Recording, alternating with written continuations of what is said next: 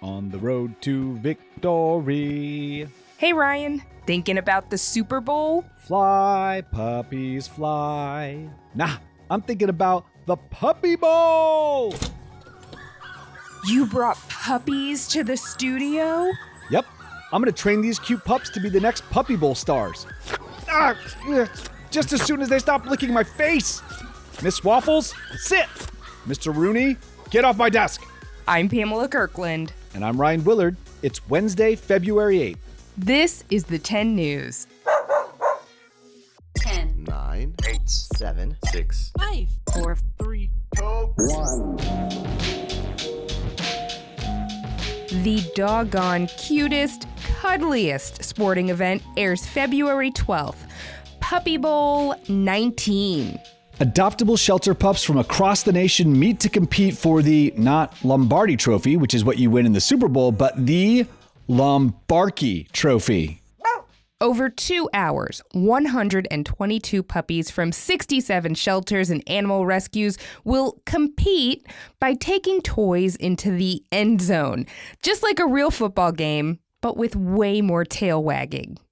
The Puppy Bowl celebrates the hard work of shelter staff and animal rescue employees and volunteers. But did you know the Puppy Bowl started as a joke? That's right. In 2005, Animal Planet held the first Puppy Bowl on the same day as the Super Bowl because they didn't think any show could ever compete with America's biggest human sporting event. Nowadays, the 2-hour broadcast includes a pregame event, kiddie halftime show, and a cheer squad. It's such a big event that they actually can't do it live. In fact, the Puppy Bowl is filmed over 2 whole days in October. That means that many of the pups you'll see in the Puppy Bowl are already adopted.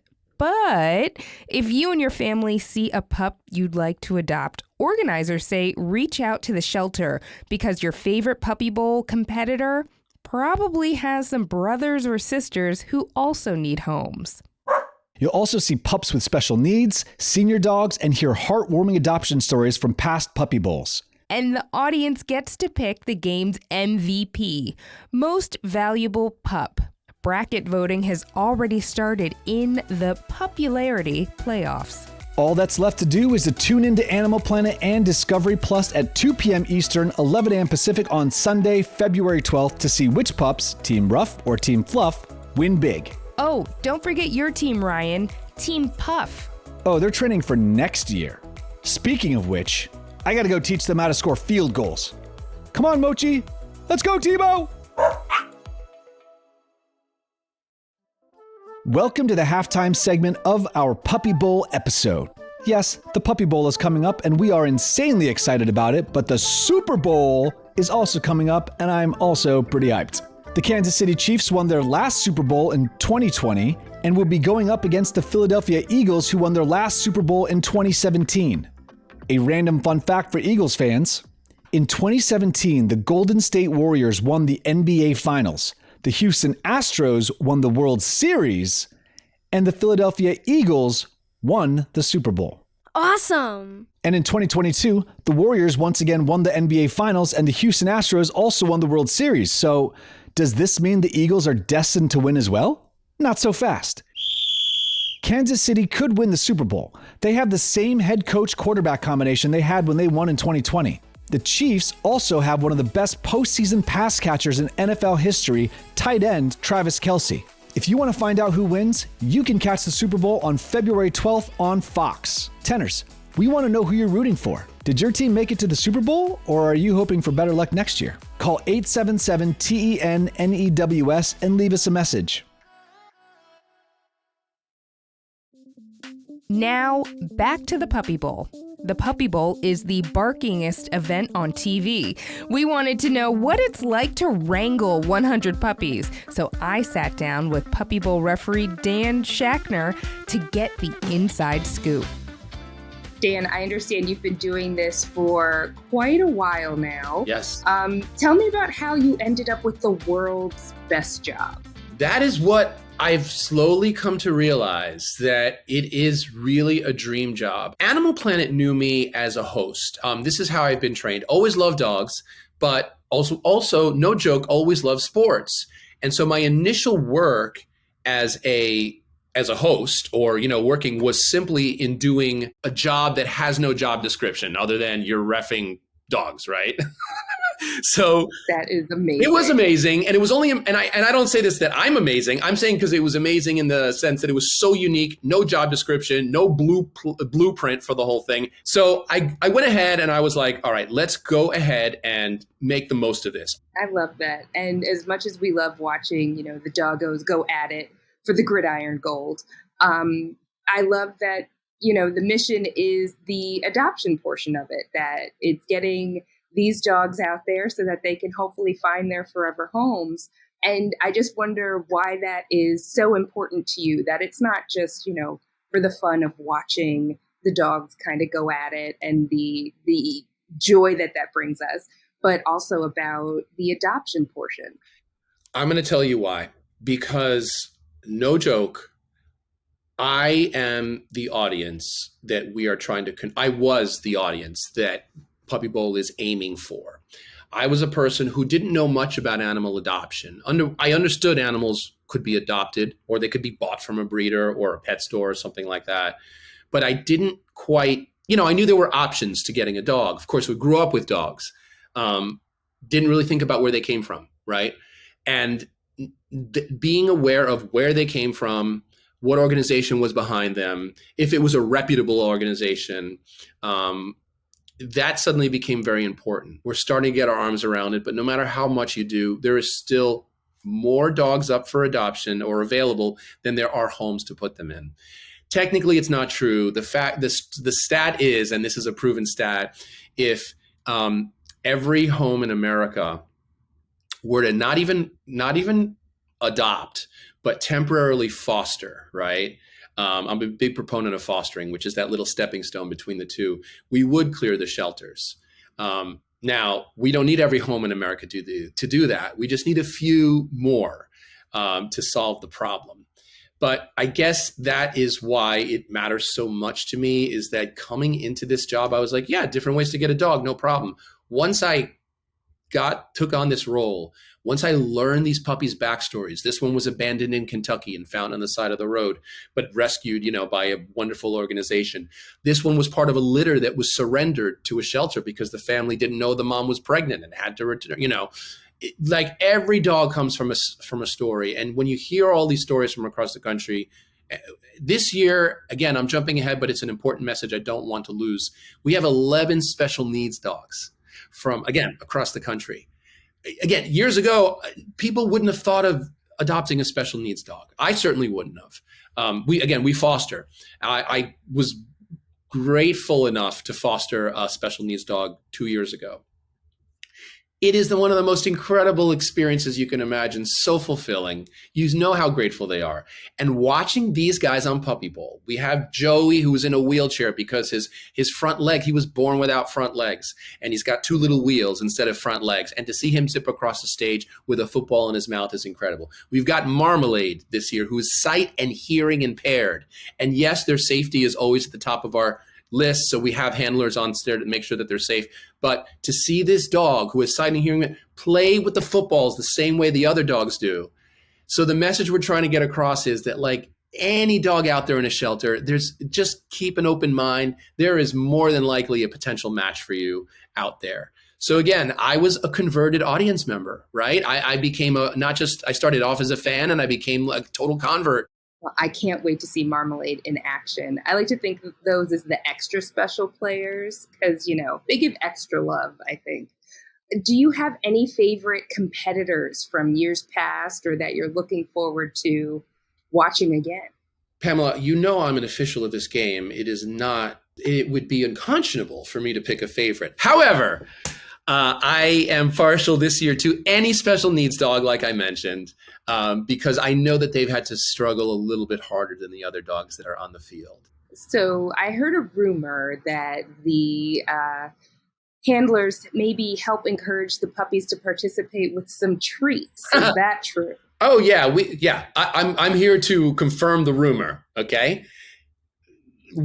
I'm not above bribing the animals. Now, let's be clear. I cannot be bribed. Okay, you can't throw treats in my face and say, call this or call that, or give him a touchdown or give him a penalty. No. However, if a dog is on the sideline, say we have many different names for sleeping, right? Slumber on the sidelines, siesta on the 16, wallflowering, illegal napping. We have a million different ways to say it, but dogs do fall asleep. They're between 3 and 6 months of age. They're untrained puppies. They're going to do what puppies do. So the behind the scenes of it is that, yes, dogs fall asleep all the time, and you need to energize them a little bit and be like, give them some motivation. So yes, the handlers, myself, whatever we need to do, not to make a score. All the scoring that you see on Puppy Bowl, the touchdowns and the quote unquote penalties, they are all 100% real. We never influence that. That is real scoring.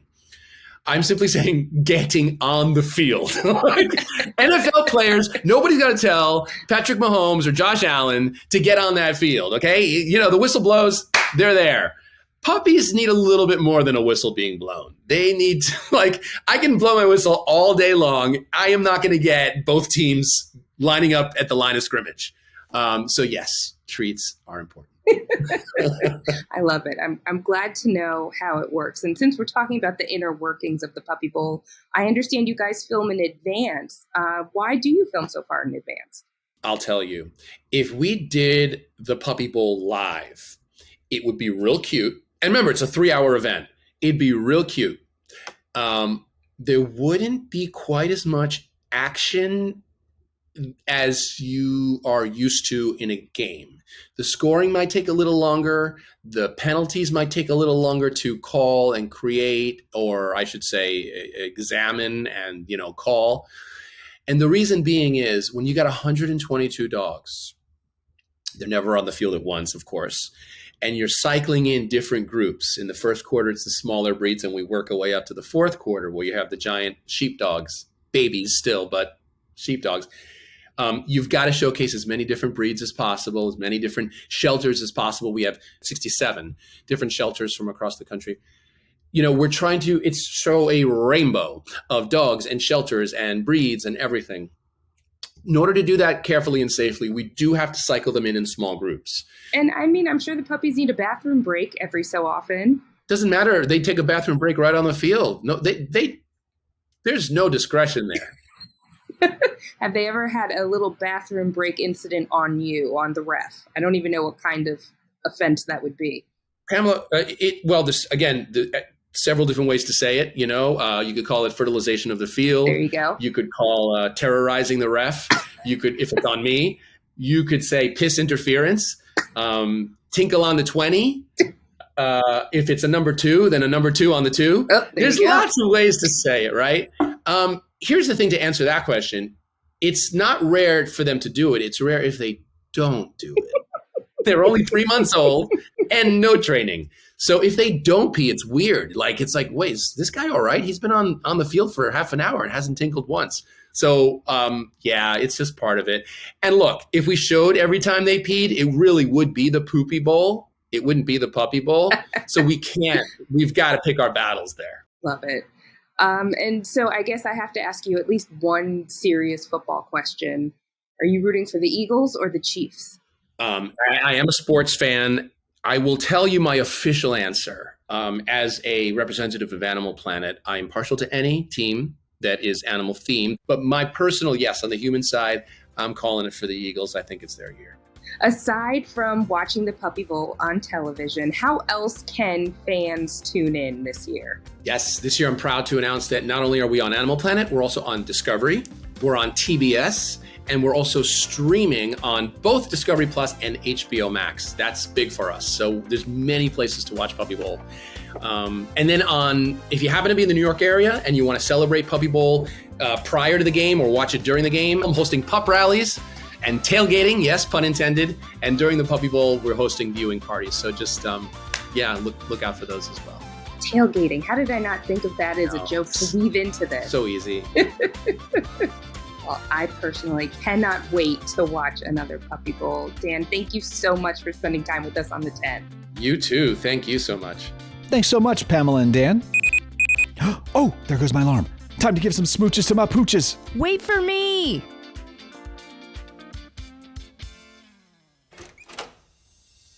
Welcome to the trivia room. Thank you. All right, Dan, hop on up on the trivia throne for today's pup-related trivia question. What is going on here? Trivia on the 10. Now, cheetahs are the fastest land animals. They can reach speeds of 75 miles per hour. But there's a breed of dog that could win a race against a cheetah. Do you know which breed? Is it A, Golden Retrievers, B, Greyhounds, or C, Rhodesian Ridgebacks? Tenors, did you guess it? Dan, what's your answer? I mean, Ridgebacks are fast too, but Greyhounds can go like 40-something miles an hour, so I think it's the Greyhound. The answer is B, Greyhounds. Cheetahs can run at 75 miles per hour, much faster than the 45 miles per hour greyhounds run. But greyhounds can run at a speed of 35 miles per hour for up to 7 miles, whereas cheetahs can only run their fastest for 30 seconds. So in a race, cheetahs would tire out quickly, leaving the greyhounds winners. On your marks, get set, go! Tenors, do you want to sit on the trivia throne and share your trivia knowledge? Use our phone line and call 1-888-10-NEWS. That's 1-888-TENNEWS to get in touch, and we might have you on the show. How are the pups doing? Training dogs is a lot harder than it sounds. Rooney, heel. Heel! Ah! You okay, Rye? Okay, yeah, I'm good. We should give some special 10 new steps to one of our listeners. But before we do, here's a quick note for the grown-ups. Hello, I'm Mick Sullivan, the host of The Past and the Curious, a history podcast for kids and families. We're excited that in addition to our show, we are able to announce a new book called I See Lincoln's Underpants. It's about the times that underwear and the people wearing them made history. It's a middle grade book, and you'll learn all about Garrett Morgan's heroic pajama rescue, Amelia Bloomer's namesake undies, and the time a group of soldiers saw President Lincoln's homemade underwear, among other things. Published by Heart Ally Press, I See Lincoln's Underpants is available wherever books are sold. More info at thepastandthecurious.com. Time for some 10 new snaps. Tenor Panda Bear 7398 wrote this review of the 10 News. Great podcast for kids from 8 to 13. Love it. Fire emoji, fire emoji, fire emoji. Thanks, Panda Bear. And thanks for listening to the 10 News. 10 Things You Need to Know drops every Tuesday, and our in-depth reports drop every Wednesday. But if you want some bonus content, you can join the Tenors Club on our website or on Apple Podcasts. The 10 News is a co-production of Small But Mighty Media and Next Chapter Podcasts. The 10 News creative team is fostering puppies and includes Tracy Crooks, Pete Musto, and Tessa Flannery.